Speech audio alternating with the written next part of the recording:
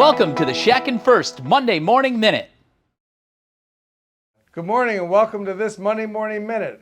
It gives me great pleasure to have with me Dr. Gordon Christensen, who's here in Buffalo for the weekend to present at our Advanced Mini Implant Symposium here in Buffalo. We got about 100 doctors here and it's been going just great. Welcome to Buffalo. My pleasure, Todd. I'm sorry we don't have better weather for you, but I hear you're getting a lot of snow out in Utah. We're like this in Utah right now. Yeah. Gordon, I can't believe it, but 1999, I started doing mini implants, and it's 25 years now. A quarter of a century we've been doing these mini implants, and you and I met around 2003 when I came out to visit you in your office and talk about the mini implants. And you've been an avid supporter of the concept from the beginning. I could see, Todd, the need to have a small diameter implant because many were going in, laying a flap and cutting off 4 or 5 millimeters of bone to find bone wide enough to put a standard diameter implant, which most of you know are at least 3 millimeters in diameter. Most are in the 4.5. Brandemark started out at 4.75. So they were huge, big, beastly implants.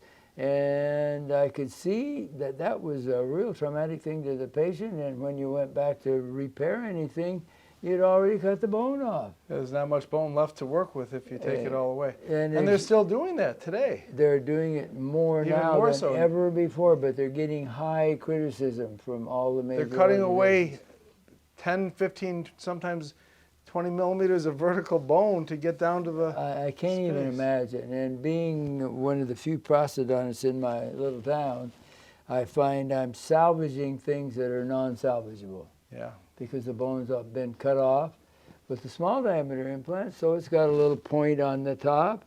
Well, trim it down 1 millimeter till you got it wide enough to put a 2 millimeter diameter implant in, which I put many of them in 4 millimeters of bone, facial wide.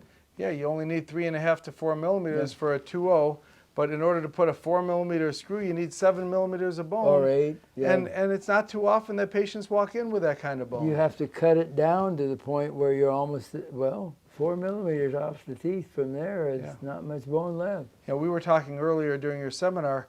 You know, back in the day, before minis, I was doing the all on 4, but we were doing them with 6 or 8 implants.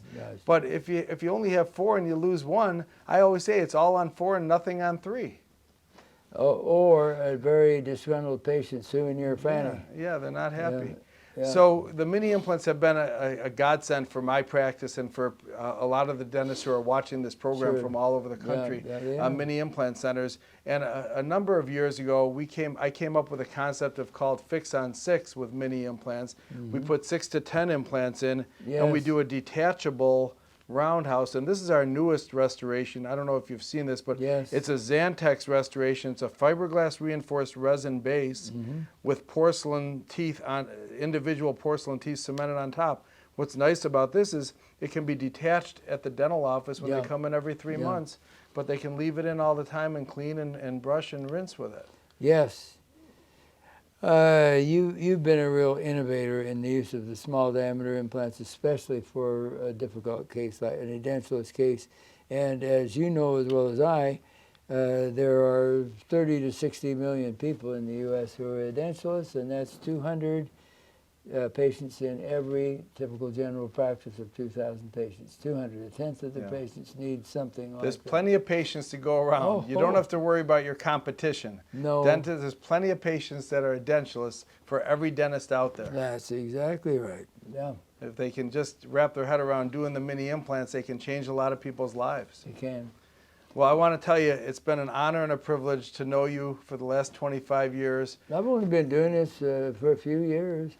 You Stop it. Got a good start. But it's been great, years. and I appreciate your support always. And as one of our founding members of our International Academy of Mini Dental Implants and a diplomat, thank you very much for being here with us. My pleasure, Todd. And we look Keep up forward the good to work. seeing you You're again. a real pioneer in the field. So are you. Thank you. Thank you, Gordon.